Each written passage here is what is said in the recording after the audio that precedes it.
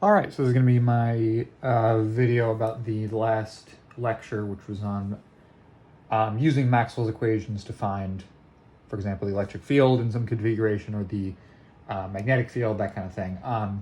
So I'm going to use I'm obviously going to use Maxwell's equations, but I'm also going to use some of the I'm going to try to show you like basically what you'll actually need to know how to do for like problems on a test, as opposed to just the sort of abstract derivation of the equations, which we sort of got in the lecture and in the last video. So first of all, I just want to mention one thing about the fields we use. So when I think about Maxwell's equations, I think about two fields, the electric field and the magnetic field, which I would call E and B. So basically this epsilon and mu, so as I talked about before, epsilon is the permittivity of free space, and mu is called the permeability of free space. All that means is how much do electric fields and magnetic fields propagate in free space, is how much sort of resistance is there. And, I mean, it's not exactly what that is, but you know what I mean? It's like the sort of how hard is it for them to propagate through free space. Epsilon naught and mu naught are for free space, but then of course if you just leave it as epsilon and mu, that would be for a certain material, like a dielectric material, which we'll talk about later in the video. The point is that there's actually four fields you can talk about, and just based on, literally it's just based on convention, which two you talk about. Of course you wouldn't want to talk about all four because that's confusing. Now, unfortunately in the lecture slides and in class, we have talked about all four. And they're all it's important that you know what they are, but basically you can write all of Maxwell's equations with just two. This is called the electric field. Okay, D is called I think it's called the electric displacement field. Don't really worry about it too much. H is technically called the magnetic field, and B is called the magnetic flux density. You don't need to know any of these. I use E and B always.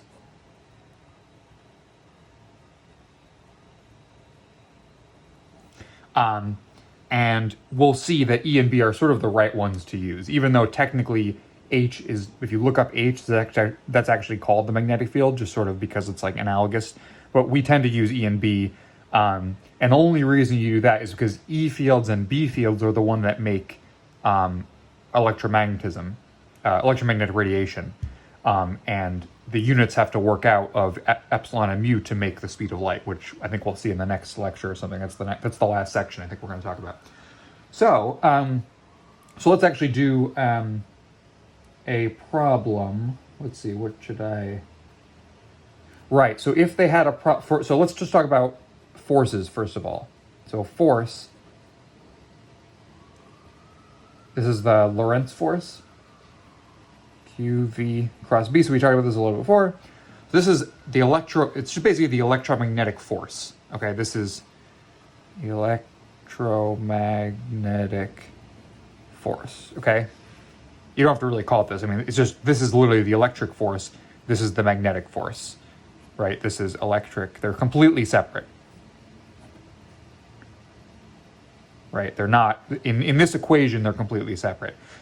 The force due to, and Q is the electric charge, so I should write that too. Q is the electric charge. Remember we talked before about how there is no such thing as a magnetic charge because of the Maxwell's equation that says that the divergence of B is always zero. This means that the magnetic field, does not diverge from any point in any region of space. If you integrate this over space, you'll get that it's always zero, because the integral of zero is always zero. So you get that this says that there is no sources of magnetic field. That just means that the only charge we can talk about, a source of a field is called a charge, right? So we can talk about sources of an electric field called the electric charge, Q. We can't talk about sources of magnetic fields. That's why there's no QB or anything, right? But electric charges actually do interact with the magnetic field and create a force, but this is proportional to the velocity. And in a vector equation, you'll see that the electric field is parallel to the force, and the magnetic field is perpendicular to the force and the velocity. Now, this is for a single moving charge. So this may come up in a problem where you'd actually have to use this. They would tell you the velocity of a point. If they told you about a point particle with a velocity v in a magnetic and electric field, you might have to compute this to find the force, and this could be in 3 dimensions, and you'd have to do a cross product, etc. The more likely place you'll see it is in like a wire. So this is a wire, and if you have charges, so let's say they give you a wire, and I think this is one of the homework questions, the first or second one or something like that. Most wires, if it just says it's a wire carrying current, you can kind of assume that like in any wire, if you just get a piece of normal wire with current going through it, obviously the electrons are moving, they have negative charge and they're moving, and the positive charges are not moving, right? That's how it works, of course. But you can assume that there's equal numbers of them, so that there is no electric field. Sorry, I didn't mean to do that. There's no net electric field from a wire. You can assume that in general. Now, if they tell you how much charge there is, how much positive and negative, you can't, of course, assume that anymore. So I think specifically on the problem in the homework, they actually specifically tell you how much positive and negative charges, and they're not equal. And of course, if they're not equal, you're going to have to subtract them to find the net charge Q. So the electric force on a wire, so F, I'll call it F electric, which is literally this part, is just going to be equal to the charge of the wire, the net charge of the wire. I'll say net, meaning, positive minus negative, right? That's the net charge, times the electric field that it's exposed to. Because again, this is all, the forces are due to electric field. So if there's no electric field, there's no force at all, of course. If there's no magnetic field, there's no magnetic force either. But if there is an electric field, there will be a force if it has a net charge, right? So that should be pretty self-explanatory, because we know that single points have forces on them from electric field. So of course a wire doesn't matter what shape it is, it should still have a net force. Now the magnetic field is where I'll say M for magnetic, is where it gets a little trickier, because now we have the force. Well, first of all, we'll say Q. So really it's QV cross B. That's the thing. And now B is going to be in some direction, blah, blah, blah. That's fine. Q is the actual charges, and V is the velocity that they're moving at. Now, again, if they tell you the velocity, that kind of stuff, we can find that. But one equation you can use, and it's an equation, but it's not like you should be able to figure this out because it's sort of dimensional analysis, right? It's not like one of these equations where you have to be told what it is. This one you could figure out from dimensional analysis. Let's figure it out together, so we're not lost, because this is something that you will have to substitute so that you can get the form of the magnetic force, which on a wire, which I'll write it as ILB for now. Well, I wish I didn't do this. Okay, this is the magnitude. Okay, I'll forget about this. We'll see that that's the answer, but that's the magnitude, of course, because it doesn't have a direction in it. But anyway, this is charge, and this is distance over time, right? So this has units of coulombs times meters per second. This has units of, what's the units of I? I is the current, right? Current is units of amps. Now what's an amp? An amp is a coulomb per second, right? And then length, this is L, is just meters. So these are actually, and you can see these are the same. So these are actually the same thing. A single piece of charge moving, you can actually it's really technically doing an integral, because this is like the differential force. This cross B is the differential force, and this cross B is the differential force on the wire. So you're sort of like integrating over all of the charges moving, and you get this length of the wire. So if you had a length of a wire like that, it has a certain length L. Let's say you had a magnetic field coming out of the page, like, upward, basically, like this way. And the length is here. And the current, let's say you had a current flowing through it where the current was flowing this way. Then the magnetic force on the wire would be, I, L cross B. Right? And, okay, it depends on where you want to put the vector. You could put the vector over I or over L. It depends how you define it. So I would call I just the magnitude of the current, and I would call L the vector that goes this way. So L cross B is going to be, well, I'm sitting in the wrong place for this right-hand rule, but you see L is this way. Cross B is upward, right? So it's this cross this is this, right? L cross B is down. I tried to do it at an angle so I didn't line up with the page, but I probably shouldn't have. Anyway, the point is that the force ends up going this way. And its magnitude is given by ILB, of course. Now, if they weren't perfectly perpendicular, like for example, in this problem, it's easy because L and B are perpendicular. L is sort of diagonal in the page, but B is perpendicular to the page. So of course these are perpendicular, and therefore you could write it as ILB. Here I'll write it as ILB sine theta, right? And theta is the angle between L and B. And that's 90 degrees, so that just turns into 1, and then you get ILB. So that's so generally when they tell you about a wire, and the magnetic force on a wire, they're generally talking, you can generally use this equation, but really you should be careful to use the full thing, and make sure that these are actually perpendicular. Now most of the time in these problems, I would say 94% of the time, B will always be into or out of the page, because they want you to be, just because when they ask about problems, they want you to give the answer in the page, and they want you to give like the diagram in the page. The magnetic field you don't need to draw anything for, really. So that's why they do that. But again, make sure these are perpendicular. If they're not, you have to use the sine theta, or if they give you specific vectors, you would have to take the cross product to find the magnetic force. So anyway, so these are sort of problems you would get with just a finite wire. Yes. Now okay, that's basically it. You could refine the differential forms of this, which basically involves putting d's in front of things like df, and then you're supposed to integrate to get the full f. I mean, you can see it that way. It's a little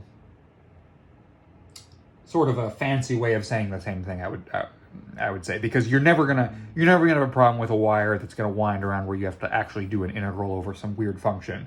It's always some constant thing like that. So I know specifically, I'm just going to mention this. On the homework, they ask, what is the value of dl? There's a homework question where they ask, what is the value of dl vector? I don't know what that means. So that's why I'm telling you this, because I just want to mention that you don't have to answer this part because I don't know what that means.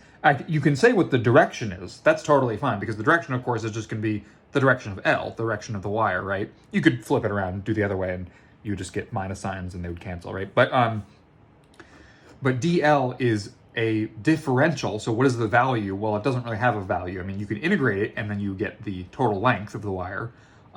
Anyway, so I don't know what that means, so just ignore that.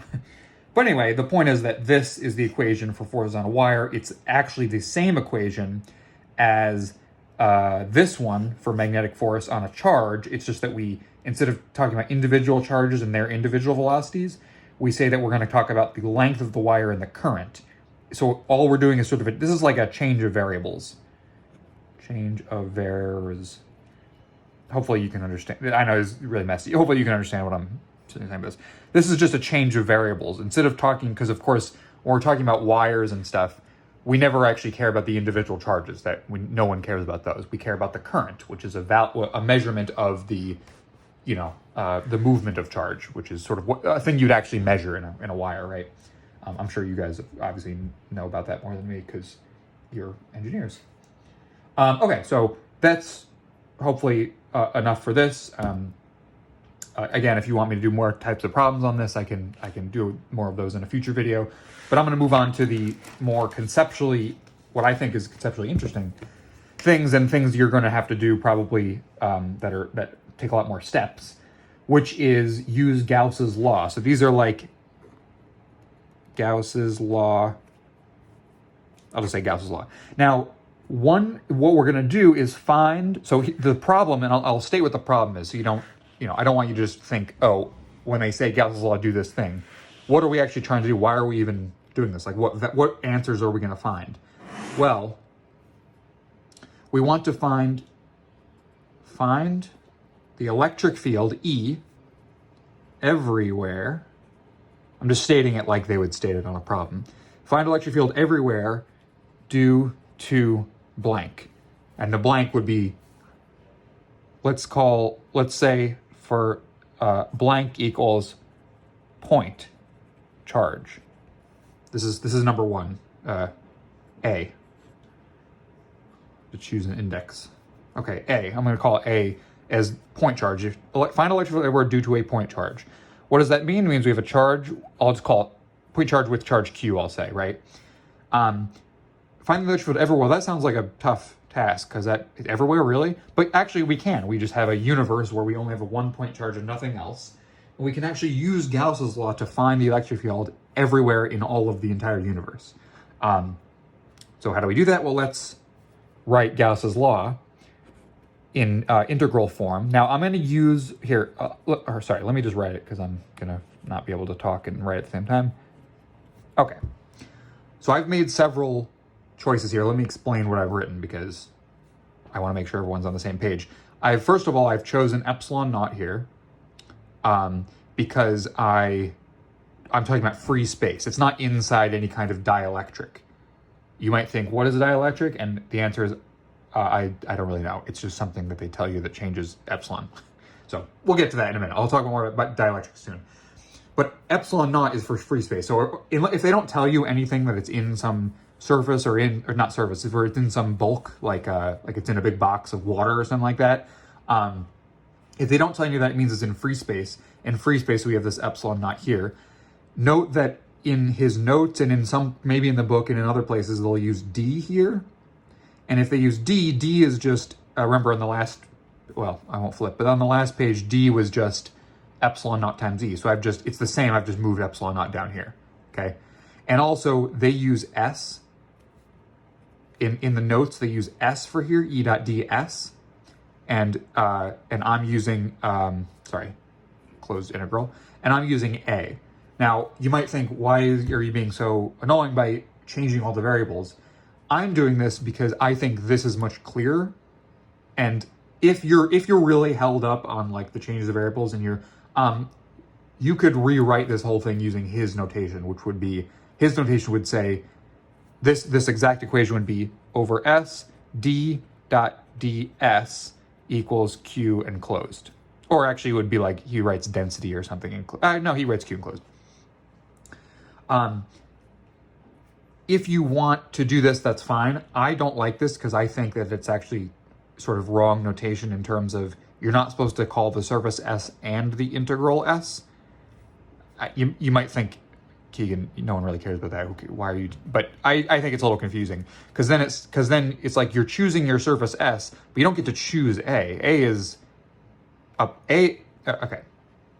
Let me draw this picture, which you might have seen before, but hopefully you'll see what I mean. Here's a surface S that we're integrating over, and this is actually not a good surface because it has to be a closed surface here, but anyway.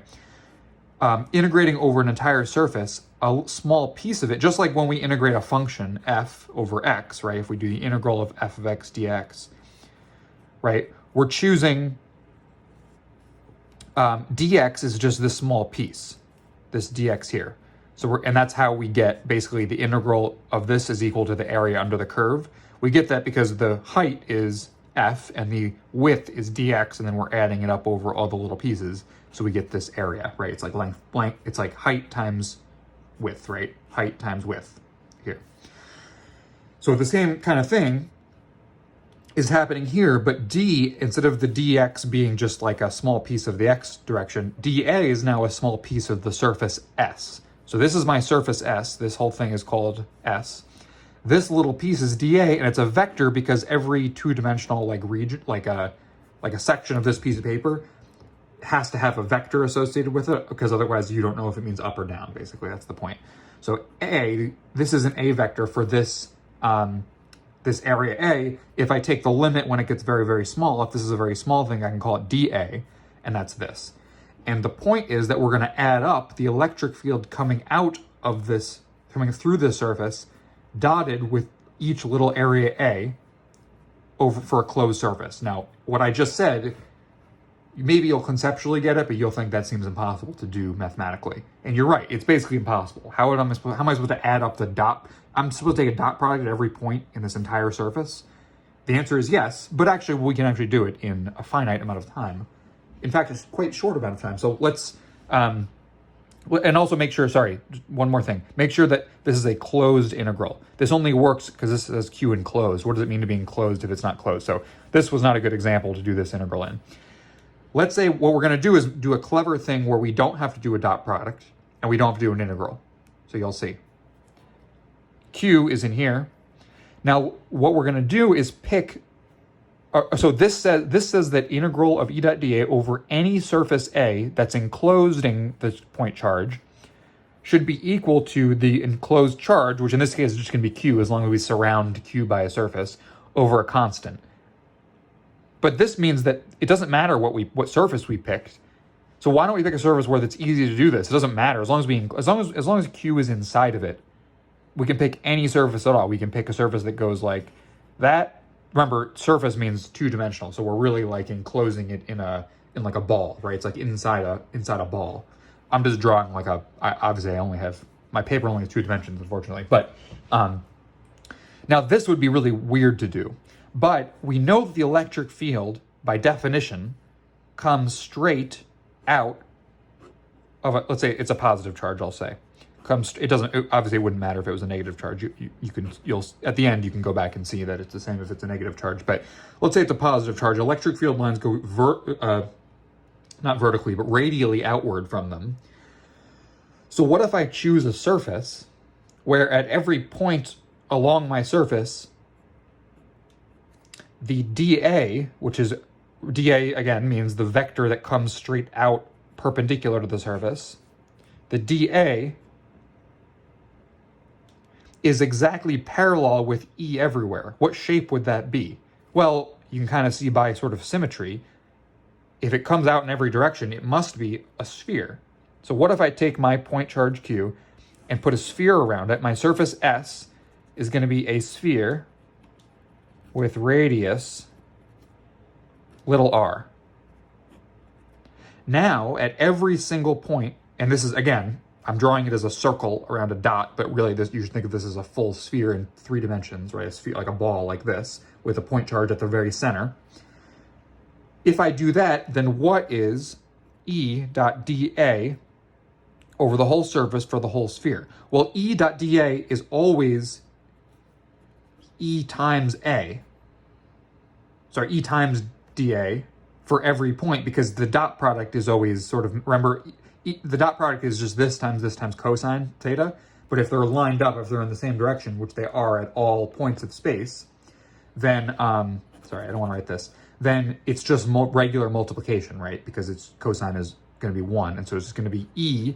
And if an E everywhere on this surface is constant, right? Because remember, E depends on the strength of the electric field depends on how far you are from the charge.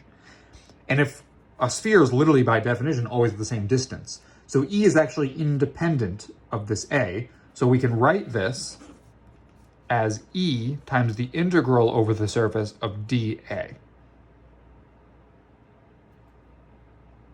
Okay, does that make sense? What we've done is taken the complicated part, which is we had to find the electric field, its magnitude and direction, and dot it with the surface everywhere, right? But we've chosen the surface such that it's the same number everywhere, and the dot product is the same angle. So therefore, we don't have to worry about the angle, and we don't have to worry about the E comes out of the integral. Remember, anything in an integral, if it's constant over that parameter, it comes out of the integral. E, we've defined it so that over the surface S, E is constant, right? Because it's on a sphere, and it's the same distance from the charge everywhere. So if E is constant, it comes out of the integral. Therefore, we get this. Now, this is the only integral we have to do. Remember how I said you don't really have to do integrals? This is the only integral we have to do. What's the integral over this whole surface of the area of the dA? So in other words, this is going to tell us the surface area, right? The integral over a surface of the area, of a little small piece of area, is just the full area. What's the surface area of a sphere? Surface area of a sphere is 4 pi, and we know the radius is r squared, and that's it. So there's no more integrals. We're done. So remember why I said we don't do integrals. The point is that we've chosen our surface in such a way that this integral becomes just, the E comes out. E is constant. So E comes out of integral. Every single time, 100% of the time that you do a problem like this, you're going to get this statement is going to be true. I will do 2 more examples. I put a blank here, and I wrote an example for a blank, A. I'm going to do B and C, and I probably will just have one of those 3 on any kind of test, because There's only 3 that anyone ever asks you. But obviously you should be able to do it in other cases. But this is going to be the moral of the story in all 3 cases. Let's just finish this real quick, though, because this is just E dot dA. This is this side. This is equal to Q enclosed, which is Q, over epsilon naught, which is a constant. Now, the point of this was to solve for the electric field everywhere. Well, E is right here. So this gives us E, if we just divide.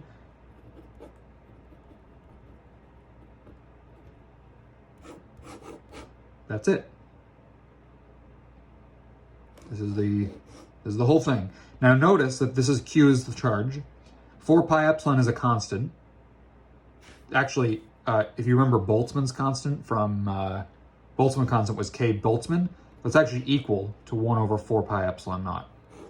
This is just a fun fact. Emphasis on the fun.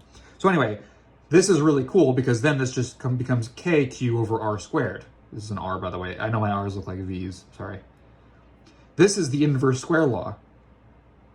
But wait a minute, how do we get the inverse square law? Like, I thought inverse square law was something that was like, remember gravity has the inverse square law? It seems like inverse square law is something you have to like remember, oh, why is it inverse square? I don't know, why isn't it inverse, regular inverse or inverse cubed law or something like that, or inverse to the 4th law? We just derived it from nothing. We knew nothing about how electric fields work other than that this is true. From Gauss's law, from Maxwell's equations, we've derived the inverse square law. I'm just waiting to let that sink in. Isn't that really cool? So we've figured out the inverse square law. The inverse square law becomes from the fact that at each sort of radius of sphere you are, the electric field is constant everywhere, and the radius of the sphere, basically the same electric field spreads out over the whole sphere. And how much space does the sphere occupy? It's 4 pi r squared. It's the surface area. So as you increase the radius, you're increasing the surface area, but it's sort of like the same electric field is just being spread out to a larger surface area. And the function of how that works, basically, if you have to spread out to a larger surface area, the density is less in each part. Imagine, imagine just having a candle and you put your fingers really close, you put your sort of hand around it like this or something. It's obviously very hot, but if you put it like this, it's the same total amount of heat. It's just spread out over a much bigger area. This is the spread out over a bigger area part. And if you solve for E, you literally get that it spreads out as a function of 1 over r squared, the inverse square law. Inverse square. You can do this this is true of gravity as well. There's a thing called, I don't remember what it's called actually. I think they just call it Gauss's law for gravity. You can look it up. Look up Gauss's law for gravity, and you'll get that E is replaced by the gravitational field, dA is the same, and instead of Q enclosed, you get mass enclosed, because mass is the source of gravity, right? The charge of gravity is mass. Sorry, I don't mean to just go on a tangent to confuse everyone. I just want to see that you've already learned the inverse square law, but you'll see how it actually, you learned it as if it was just a fact about the world that you can't question, but it really comes from one of these equations for gravity. So just look up, if you want to do that on Wikipedia, look up Gauss's law for gravity. I think that's what the Wikipedia page is called. Anyway, there's a point where, the point is that if you do the same exact process, it's actually identical. You just change the names change E to G, and you'll get that gravitational field goes like this, and that's it. So, okay. Now let's fill in blank with, instead of point charge, this is all for a point charge, right? Let's fill it in with line charge. So blank equals line charge lambda. So what is a line charge? It's a little confusing because I wrote a line here, but a line charge just means you have a wire, an infinite wire, let's say infinite rod. I don't want to say wire because wire sounds like there's a current, and I don't want to talk about current here. I just want to talk about an infinite rod with charge density. Good Lord, my handwriting is awful. It's really not usually this bad. Anyway, with charge density lambda. Now lambda, I'm just using lambda because that's what is sort of the convention. Lambda just means charge per meter, right? But lambda is what they use. Lambda has units of coulombs per meter. Charge per length, I really should say. That's how you should say it. The point is that you can't say what the charge is of an infinite rod because, it's infinite, obviously. But you can say what the charge is forever. So it's 2 coulombs per meter. That just means if you take a 2 coulomb section, the charge will be 2 a 1 meter section, you'll get a charge of 2 coulombs. So anyway, now they say, what is, I'm not going to write it again because that was the point of this. The question is, what is the electric field everywhere due to a line charge with charge density lambda? Well, we once again are going to want to put a surface, or let's maybe write Gauss's law again.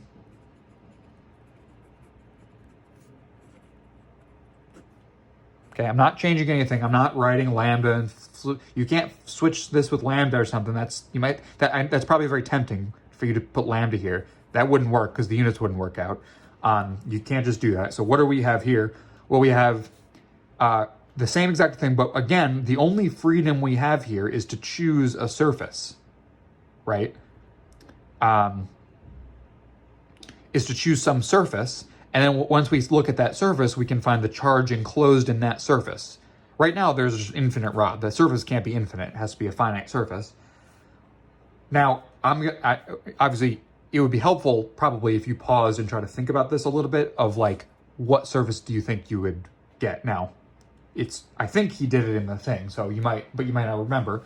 And it's a tough one, so don't be afraid if you can't figure it out. But I will just give you the answer because it's kind of cool. So here's our rod, and I'm pretending the rod has no thickness. I don't really care about that. In fact, it actually wouldn't be any different if it was thick, but what doesn't matter. So a rod looks like this. What if we put this cylinder? It's called, now I'm going to call this, I would call this sphere, this imaginary sphere, S. This is called a Gaussian sphere, okay? This one I would call a Gaussian cylinder. In general, these are called Gaussian surfaces. And the Gaussian part of it, why is it a Gaussian cylinder, not just a regular cylinder? Well, it's Gaussian because it's used to do a Gaussian integral such that we don't have to actually do the integral the same way as before. Let's do it again.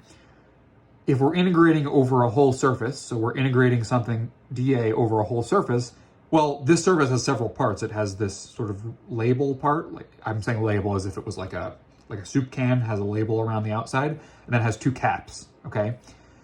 We know that this rod, if it's positively charged, let's call it positively charged, will be radiating the electric field out like this, right? Now, again, it's in 3 dimensions. This is like it's radiating in all dimensions. If it's radiating like this, I'm trying to do a sort of a 3D. It's not really working. Anyway, the point is that it's going like this. What about these end caps here? You have a rod here. I'm zooming in on this end cap right here. If the electric field is going straight up and straight down and straight back and straight forward, right? Going like this. If the surface is like this is an end cap, the dA vector is going to be outward to the left. What is dA dot E in this case? E is always perpendicular to this end cap, right? E is always up, down, back, forward, etc. And dA on this end cap is directly to the left. These are always perpendicular, therefore the dot product will always be 0. So these end caps do not contribute. What I mean by do not contribute is just when you do the integral, you can forget about them, because when I integrate over the surface, I'm integrating over end cap 1 plus end cap 2 plus sort of label, right? But those parts won't have any things on this side because the dot product is 0, so it'll be integrating 0, so it's 0.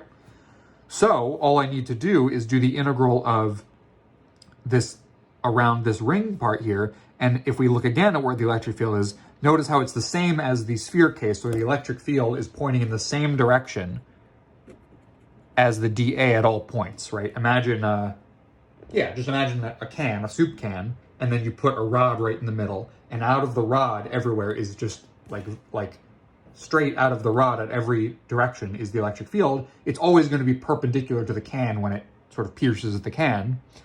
And it's going to be the same value for it because it's at the same distance. So if this radius was, I'll call it R again, even though I call it the other thing R. The radius of the can is R. It's also going to be constant. So we're going to get, surprise, surprise,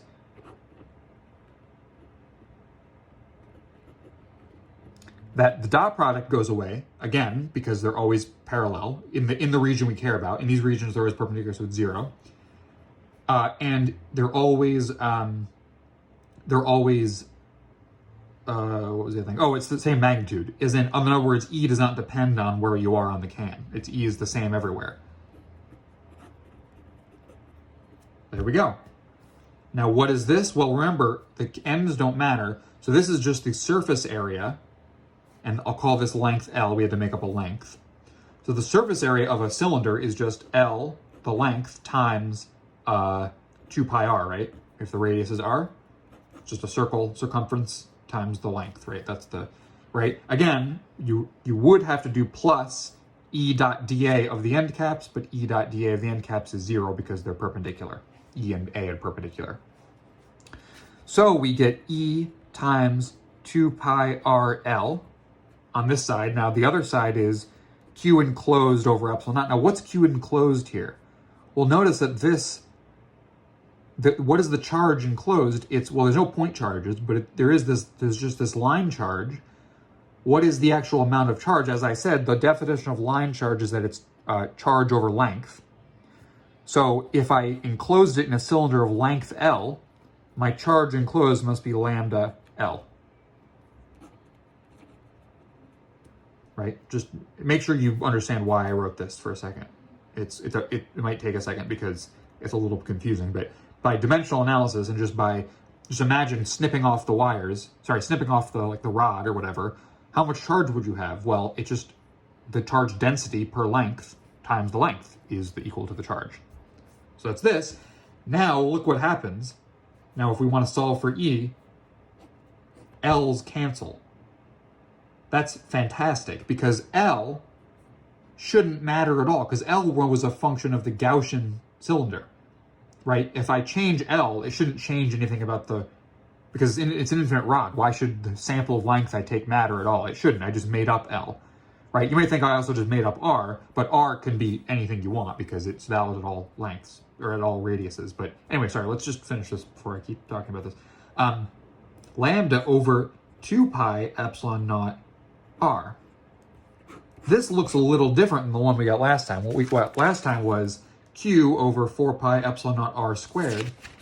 This is lambda, which is a charge density, over 2 pi epsilon naught R.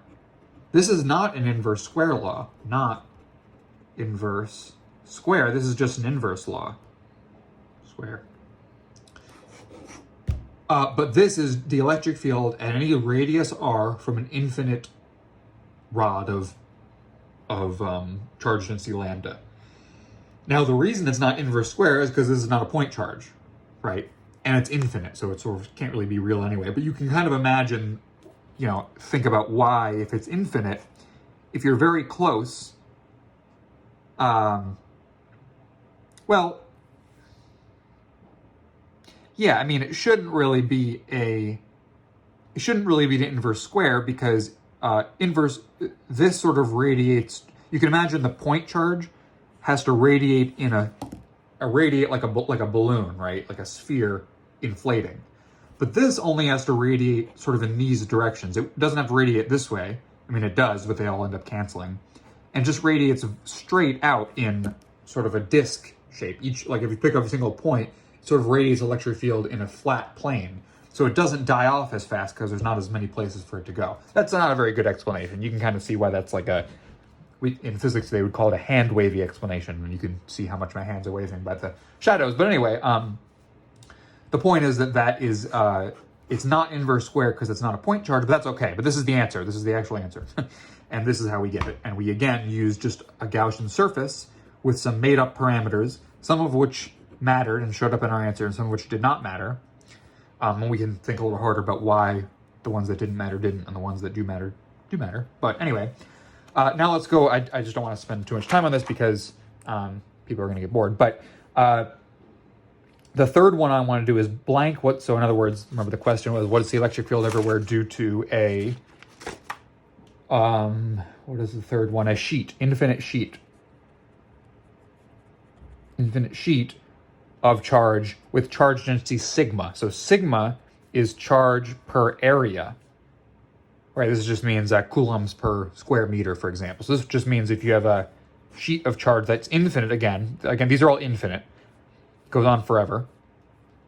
But for any given area, if I have 1 square meter, it has some amount of coulombs, for example, right? What is the electric field here? Well, let's set up of course we know by now we're going to need a Gaussian surface, Q enclosed over epsilon naught.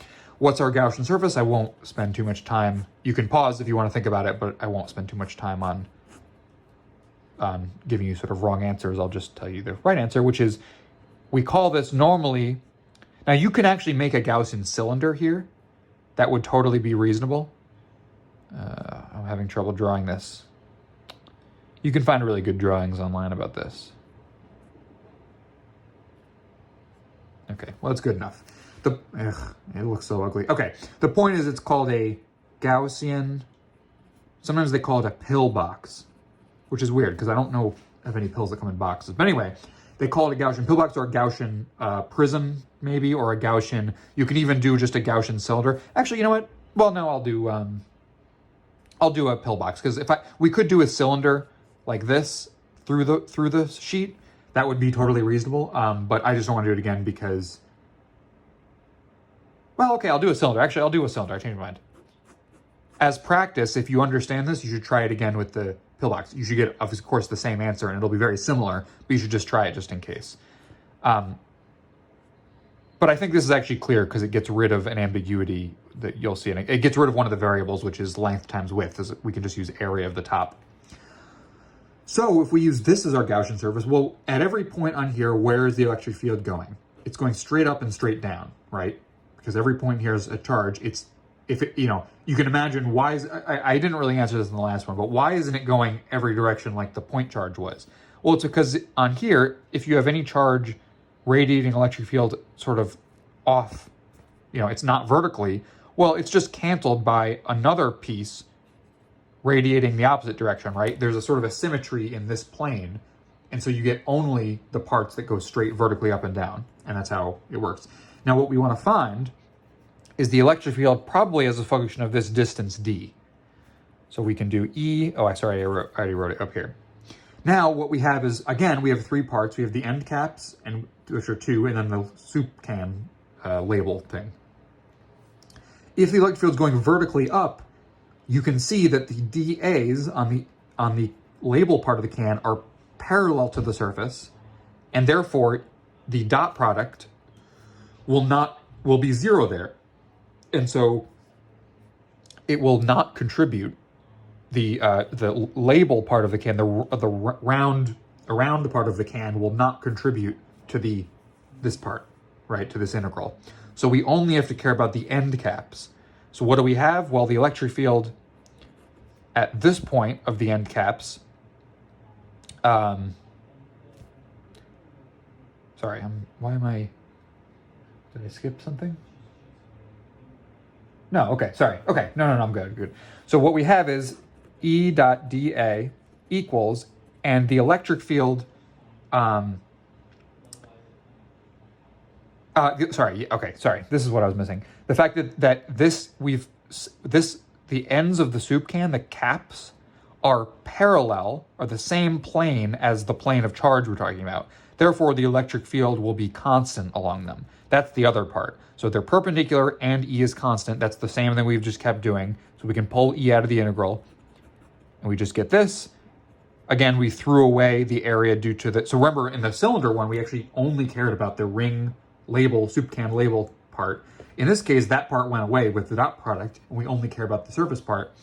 What's the area of the 2 labels here? Or sorry, I'm soup, and I just stop saying soup. I'm confusing myself with soup.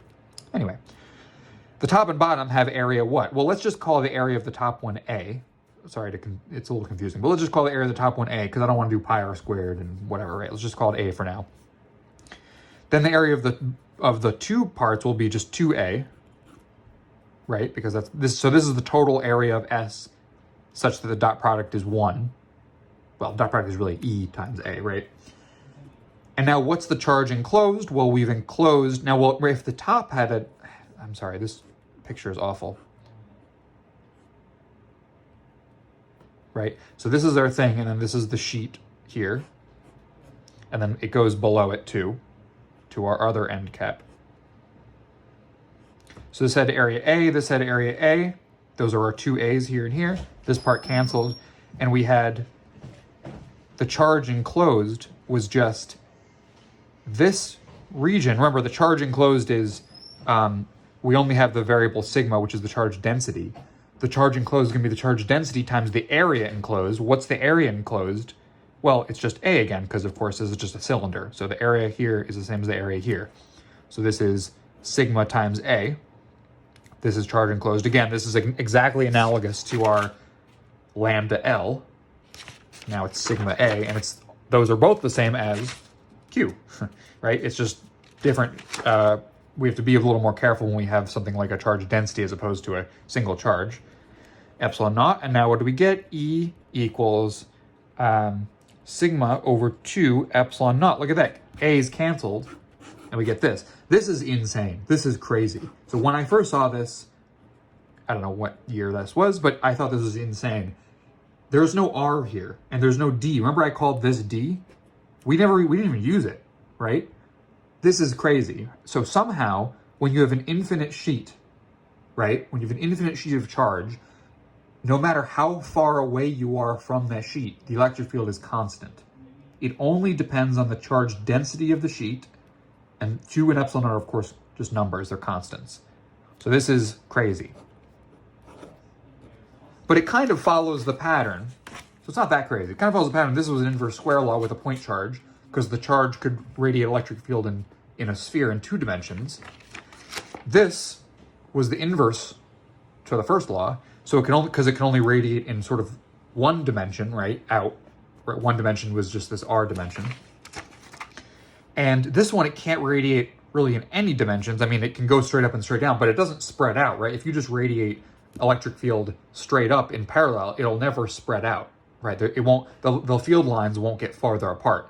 In both of these cases, the field lines are getting farther apart, right? If you imagine, if you had the rod like this, the electric field lines are going like here and here, and they're getting like, as you go farther away, they're diverging, they're getting farther and farther apart. So far away from a line charge, you have very little electric field, just like far away from a point charge, you have very little electric field because the electric field lines are spreading out over all of space.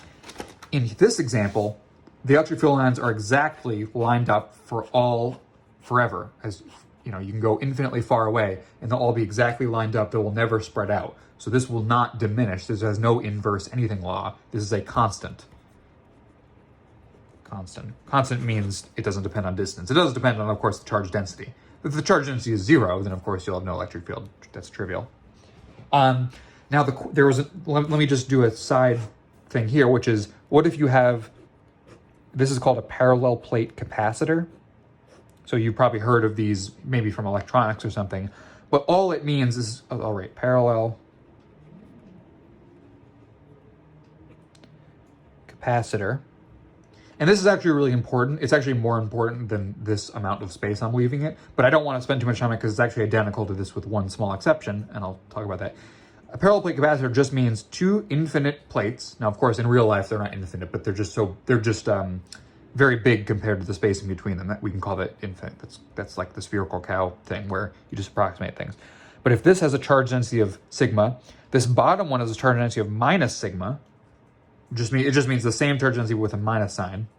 Then what you have is that the electric field is going to go like this everywhere in between, right? Going from the positive to the negative charge, like that. Now, this tells us that even if we go past this, even if we go down here, past below the bottom one, we should still, this doesn't go off, this doesn't die off, it still should be, and above it should be just spreading out everywhere. This electric field should be constant everywhere. But why isn't there electric field up here? Well, because this one has its own electric field. And so if we look at right here, what's happening? What's happening here? We get some electric field up from this top plate, but we also get some electric field down from this bottom plate, right? Because this bottom plate is also an infinite plate, and it has electric field infinitely far. They actually cancel out up here and down here and only have electric field between them. So that's the point, like engineering point of a parallel plate capacitor, is that if you had just an infinite plate, you'd have electric field infinitely far everywhere in both directions. But if you have a parallel plate capacitor, you've isolated it just to here because they cancel out up and down here. It's not like this one blocks this one. You shouldn't think of it like that. It's not like this has electric field spreading and this one stops it. It does not stop it. It keeps going forever. It's just canceled by the fact that this one has the opposite electric field and it has field lines going up down here. If we wanted to find the electric field inside the parallel plate capacitor, we could do the exact same trick we did here.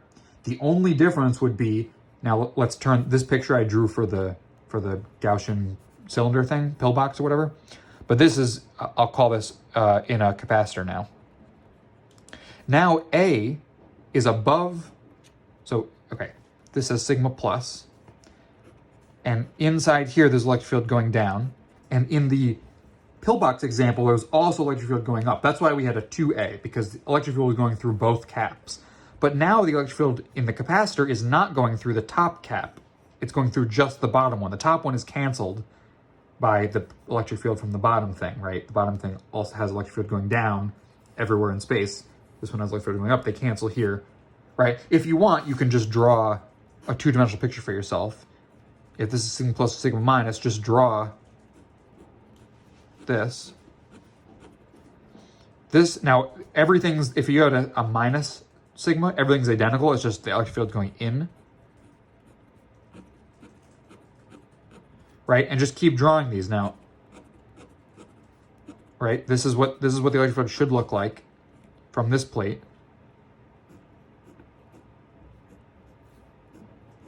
Right? So I've drawn the bottom plate electric field. Now let me draw the top plate electric field. Right, the top plate radiates away, so I'll do this.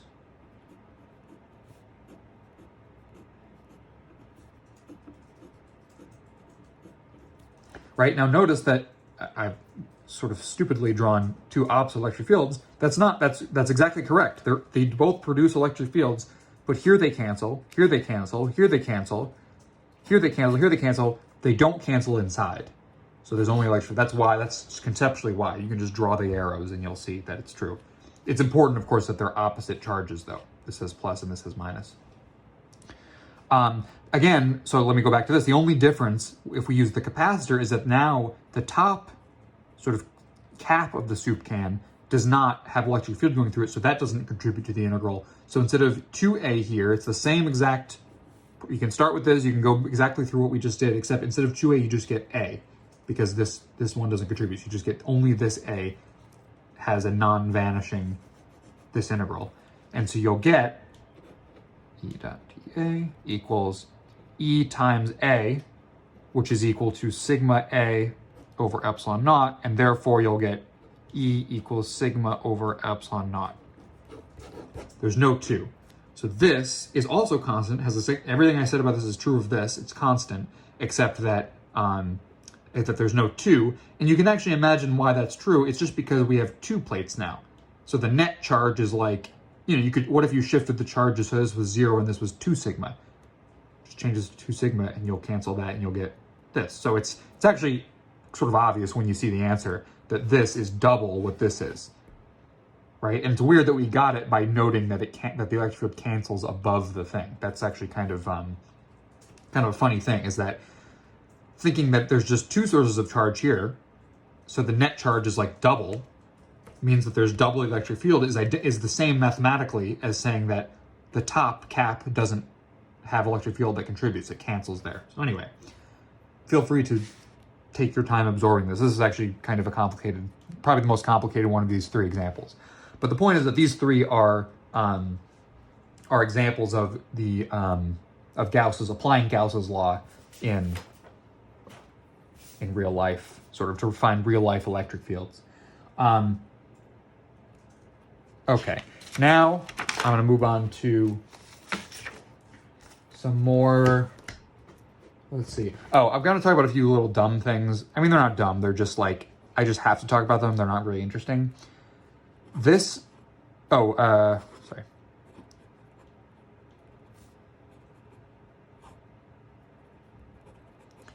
So what did I just write here? This looks like what we've been doing, but I did not put a circle here. What this means is that this is not Gauss's law because it's not a closed surface. So this is not closed. What we call it is the electric flux. We call it electric flux even when it is closed.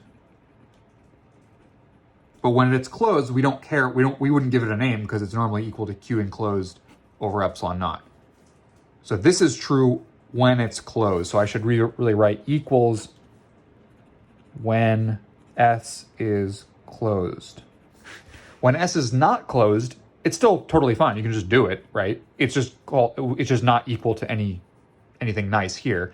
It's just called the electric flux.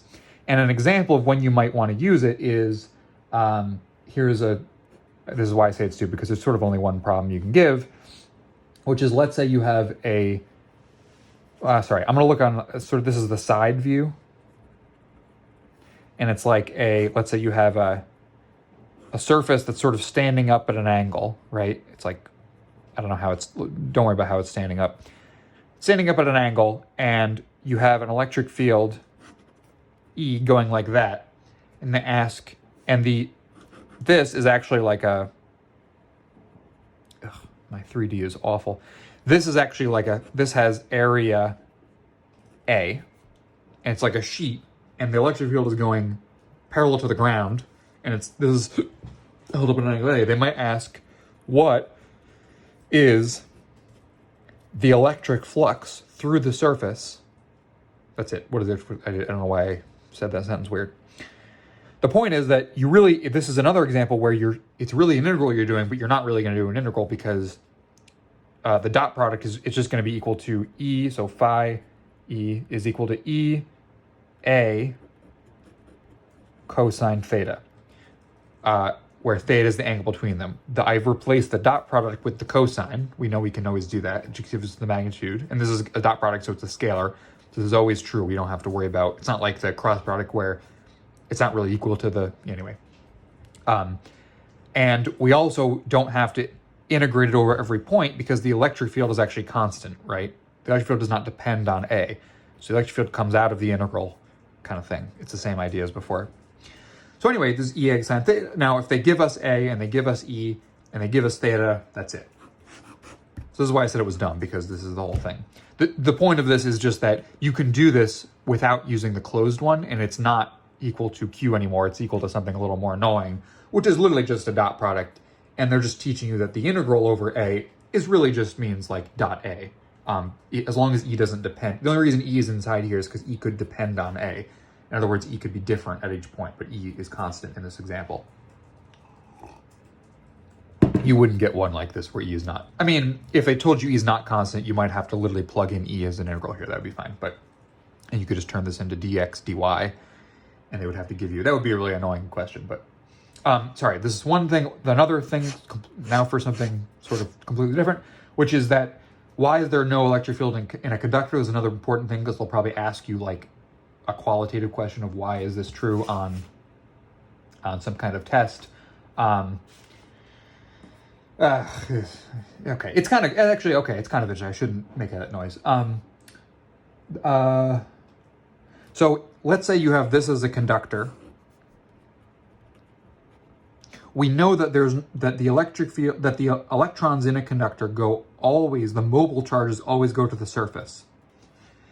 We know a few facts about this. We know that then the electric field is exactly perpendicular to the surface at all points, right? Now this is a weird shaped surface, but if it was flat, it would just be all exactly perpendicular. We actually already used that fact in the previous example with the sheet of charge, right? We used the fact that the electric field was always perpendicular. But anyway, why do we know this is true? Well, imagine it's not true. What if we had a conductor where the electric field had a component that was along the surface and a component up, right?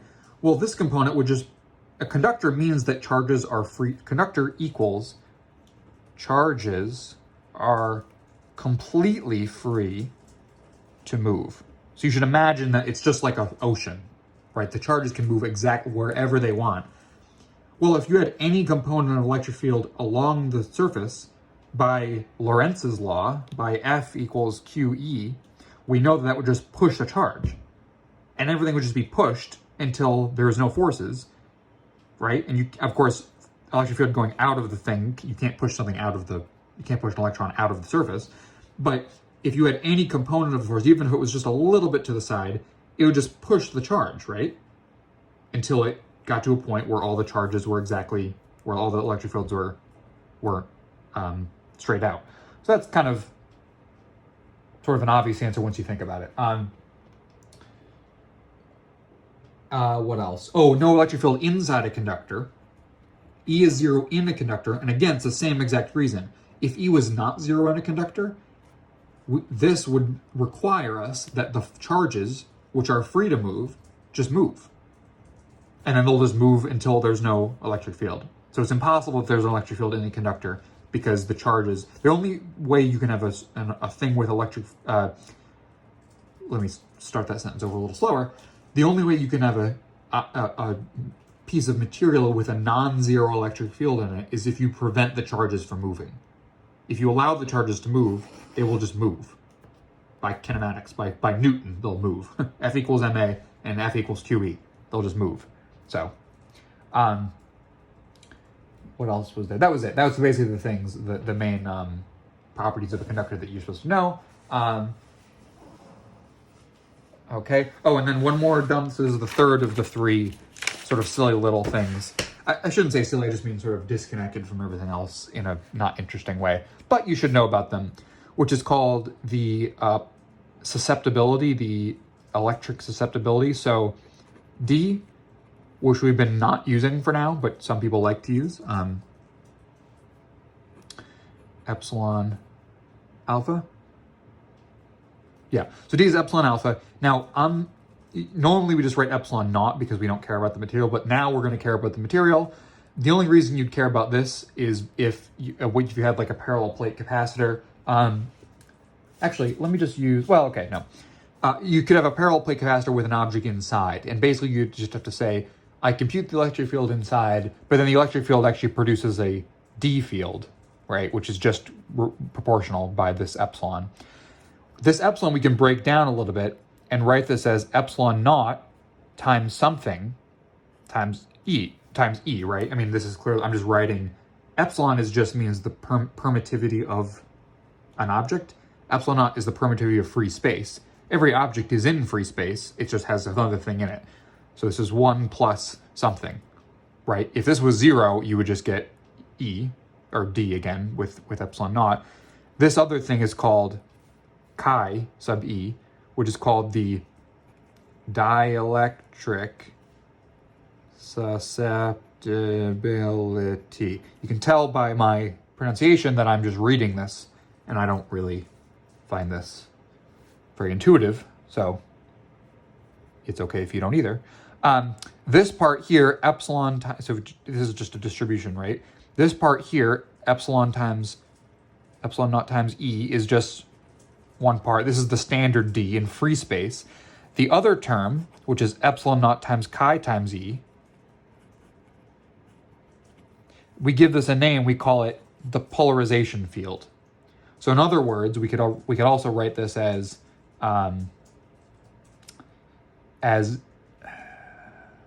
D is equal to epsilon naught E plus P. So in other words, this is what the electric field would be in free space. This is what it is in a real material.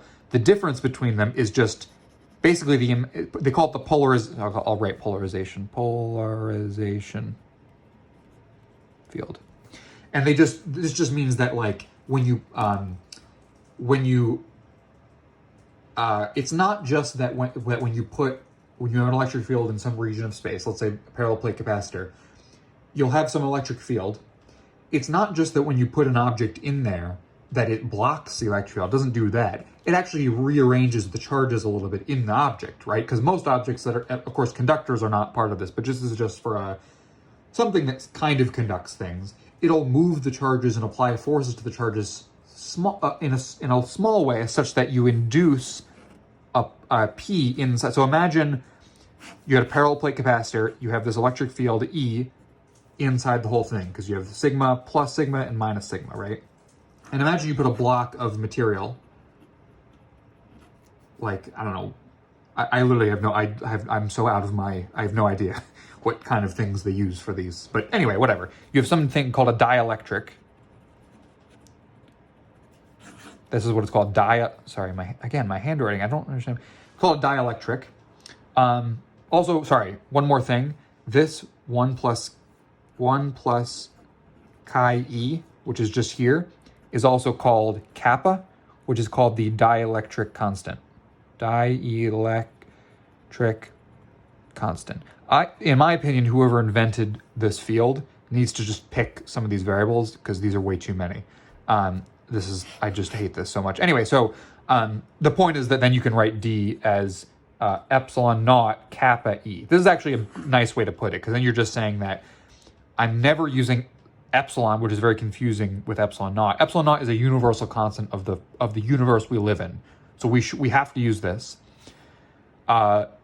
E is an electric field, and the difference between E applied to an object and the D you actually receive, basically E is what's here. Inside here, through this material, you'll get D.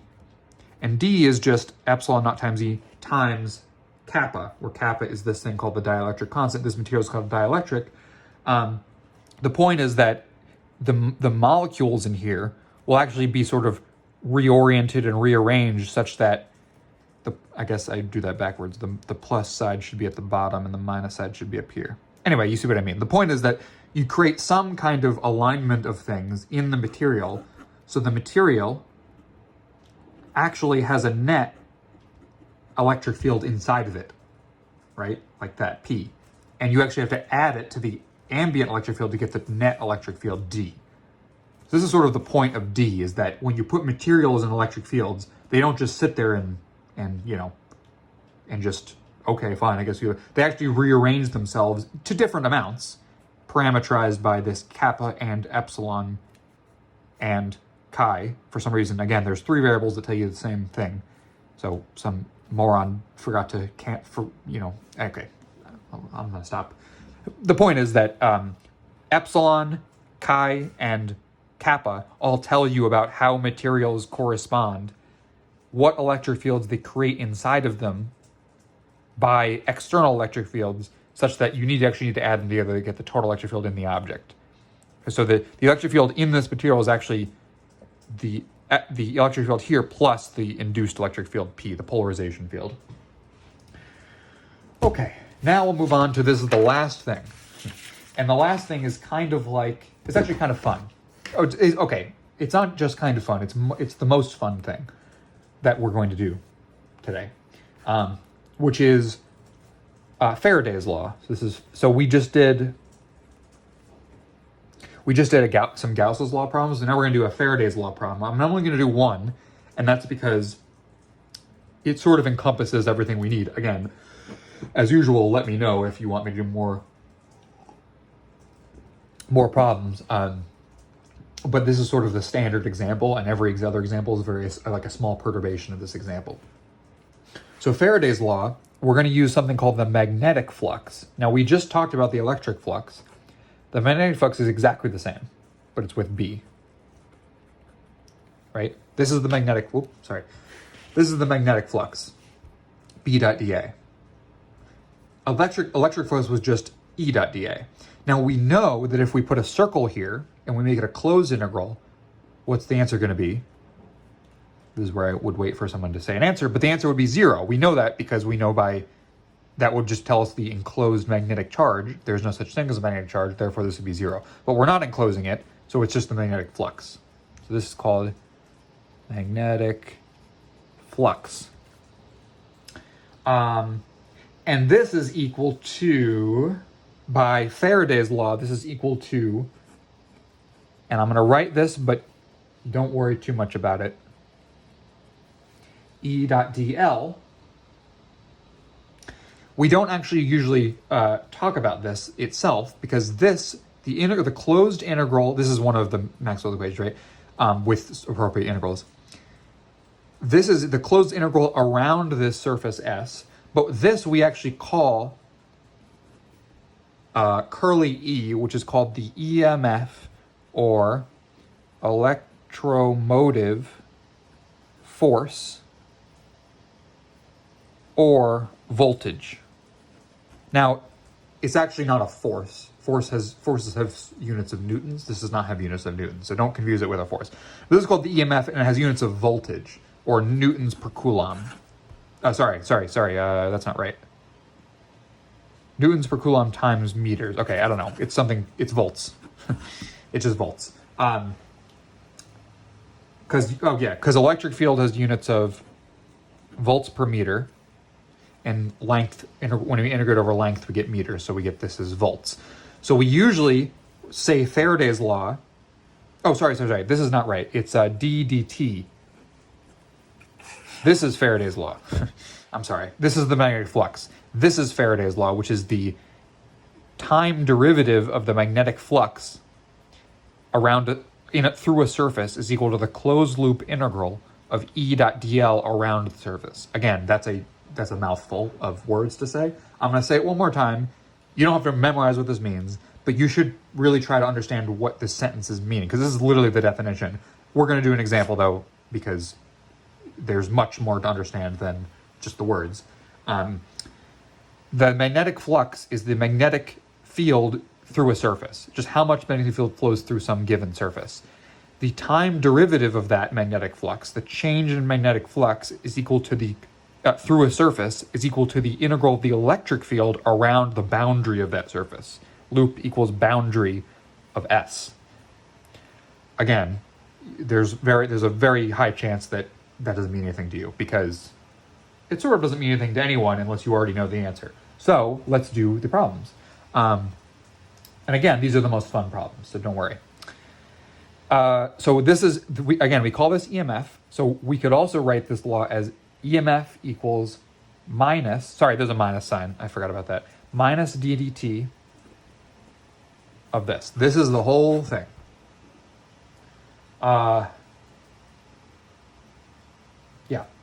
EMF equals the minus the change over time of the magnetic flux. Okay? Let's do a problem now. Let's stop talking about equations and let's do an actual problem where we have a wire that goes like this, and it goes on forever. So I don't care about the wire. But then I have a bar. Okay, this is going to seem really like a strange thing to construct, but just trust me. This is a wire. This is a conducting bar. Conducting rod, I'll say. What that means is that this here forms a closed circuit, right? So this is actually going to be our closed loop soon. I just want to consider that this wire's just going on forever, because what I'm going to do is actually, is first of all, put this in, I'll call this L, this length here, I'll call L. Sorry, not to confuse it with this L, but I'll just call this length L, and this width, and this is a length L again, right? This is a square, and this is a, W means width, and this means length, so it's a square, it's a rectangle. And then everywhere in space, I'm going to consider a magnetic field, B, coming out of the page. So these mean that magnetic field are coming directly upward, like, where's the camera? There, right, like this way, right? And what I'm going to do is take this wire and pull at velocity v. This seems like an insane thing to do. Why would anyone do this? Well, you'll see in a second, because it's exactly what this Faraday's law is about. And the question is, I have to tell you what the question is. Oh, sorry, this is a wire too. Wire has resistance R. Well, actually, let's just say, question, what is the sorry, I'll say velocity u. You'll see in a second. What is the voltage in the loop of wire? Right? And now if we knew about Ohm's law, we could then ask if we knew the resistance R, we could then find the current, which is an actually practical thing to do, because the voltage doesn't really make, it's a little bit weird because the voltage doesn't really make sense for a closed thing. The voltage is defined as across 2 points. What are the 2 points here? I don't know, because they're all connected by a wire. So, but we can still find the EMF. We'll call it the EMF because that actually is defined as we pull this wire. Now, let's figure out what this is. The magnetic flux, B, is integral over this surface. Now, this surface is, we're going to consider this surface here, right? Now, notice that there's nothing in the surface. The wire goes around it, but there's nothing in it. But if we want to consider the voltage around this loop, we have to consider the surface that it bounds, which is called S here. And A, so this is capital 5B, which is the magnetic flux, is going to be the integral over the surface of B dot dA. As has been always the case, these are perpendicular, these are parallel always, because dA goes vertically upward out of the page. So does B. So they're the same. So the B comes out of the integral. And now integral over dA is just going to be the area, right? So it's just length times width, right? This is the area of the integral. All I did, basically I should write B times A, which is equal to BLW.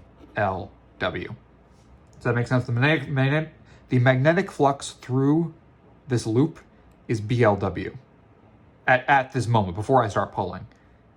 Okay, make sure that sort of makes sense. All we did was do this integral, but I didn't really do an integral because the dot product I don't have to worry about because they're always parallel. And the B is independent of anything in the integral, right? B is independent of the surface, so B comes out. Then I just get integral of a surface of the area, which is just the area. So it's B times A. B times A. A is given. A is just L times W, right? Length times width. This is BLW. Now, let's find, sorry, I'm gonna, how am I gonna do this? I'll do this. And I'll slide the page down in a second. There we go. All right, hopefully that you can see everything. Now we want to find the electromotive force, which is minus ddt over the magnetic flux. Well, let's just plug that in, B, sorry. This is just minus ddt of BLW. Now, ddt is just derivative over time. If anything is constant over time, it just comes out, right? So what's ddt of, so this is, we can use the product rule, right? To actually write this as three things. We could do ddt of B times LW plus ddt of B, plus B times ddt of LW. It's just you could use the product rule right here for three things. Well, we could just say, well, which of these changes over time? B does not change over time because it's constant. It just comes out of the page here. W doesn't change either because it's just this. But L, if I'm pulling this with velocity U, L is actually changing. So you'll see that this actually becomes minus BW dL dt. What's dL dt? Well, if I'm pulling at a velocity U, L is changing by ddt, right? L is changing by, if I'm pulling at velocity U, then dL dt is U. Actually, it's minus dL dt because L is decreasing. Does that make sense? So L is decreasing over time. Velocity is just the derivative over time for how position is changing. So minus dL dt is U. Therefore, EMF is equal to minus, it's plus now. So I'm plugging in here, BWU. And U, remember, is a velocity. The reason I didn't want to use V for velocity is because voltage could be confused by it. And this is in volts, so. And there we go. That's literally the answer. the electromotive force, the voltage we get from this, is B times W times U. Now, what if they also said if a wire has resistance R, what is current? This is a more realistic thing you would do, as I was saying. I kind of said this before. Well, by Ohm's law, so V equals IR. If you don't know too much about this is just the equation. It's called Ohm's law, right? It just tells you what resistance is. Voltage, which is this. So we could also write this as E equals IR. So in other words, they would give you R, which is the resistance of the wire, and you would just say E over R equals I. So we would get B W U over R is the current. That's it. That's the whole thing. Another slight modification you can make is what if something was tilted? Like what if instead of the magnetic field coming straight out of the page, what if it was coming out at some angle? The only change you would have to make to this whole thing is you would go back to this dot product here, and instead of you could just, there's two ways to think about this. One, you could just say the dot product is B times A times cosine theta, right? Or you could say that I'm only taking the component that goes vertical. So if the magnetic field, sorry, page is messed up. If the magnetic field went like this, some component of it goes this way and some component of it goes this way. The component that goes in the page does not contribute because the dot product would be 0 with dA. Remember, dA goes out of the page here. So the component would be B cosine theta. So actually, essentially you would just have everything be the same, but you'd have a B cosine theta here instead of just a B, right? You can think of these answers as B cosine theta, where theta is the angle between dA and B, which is 0 degrees here, because dA again comes out of the page and B also comes out of the page. So what if I did this problem, but I said that B was along the page, let's say going to the left, and I pulled this wire and everything? What would I get? I would get that the magnetic flux is 0 because the dot product of dA comes out of the page, B goes some other direction in the page. Dot product would be 0 everywhere. There's no caps, there's nothing like that. It's not like those Gaussian surfaces. This is all one, this is just a flat thing, right? So this would be 0, you get 0 magnetic flux. If you get 0 magnetic flux, where is it? Then you get 0 electromotive force, epsilon. So then you get that the current and the epsilon are both 0. Sorry, I keep calling this epsilon. It's not really epsilon, it's like a curly E, whatever. This is sort of a really important problem to really understand. It has a lot of steps in it. I will send links about this problem and then the other the Gauss's law problems, and then some slight variations on them to make sure you understand. I wouldn't try to solve 100 problems about like different situations and stuff before you understand these two. These two means this problem and, like, for example, the infinite rod or something like that, or just one of those 3 Gauss's law problems we did. But Gauss's law and Faraday's law basically have all the same kind of setup, which is you do an integral that looks kind of like this, and either it's closed with an electric field and then it equals Q enclosed, or you do a non-closed integral with B dA and it's equal to a magnetic flux, and the magnetic flux is related to a voltage. This is, by the way, how all engines work, and motors, and sorry, not engines, but the motors where you have an electromagnet and a thing that spins in the inside. This is how it works, right? Electric fields and magnetic fields will generate each other if you generate a magnetic flux over time.